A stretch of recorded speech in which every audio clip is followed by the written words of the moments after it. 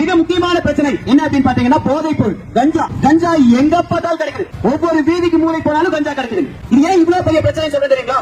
அடுத்த தலைமுறையே இல்லாம போயிடும். இளைஞர்களை முற்றிலுமா அழிச்சிடும். நம்ம வளர்ச்சியா எல்லாம் போயிடும். நம்ம நாட்டுக்கு வளர்ச்சியா எல்லாம் போயிடும். அதனாலதான் சொல்றேன், கஞ்சா போதைப் பொருள் மிகப்பெரிய பிரச்சனை. நான் சொல்றதை நம்பலைன்னா உங்களுக்கு ஒரு எடுத்துக்காட்டோட சொல்றேன். அமெரிக்கால 2000ங்கள்ல மிகப்பெரிய பிரச்சனை வந்து கஞ்சா. இந்த கஞ்சா தான் அந்த அரசாங்கம் ஃப்ரீயா விட்டுட்டாங்க.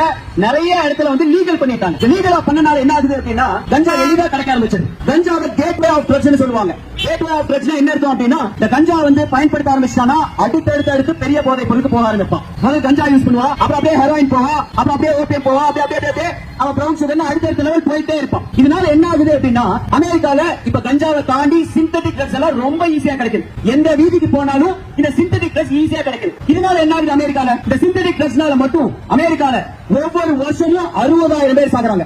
எத்தனை பேரு?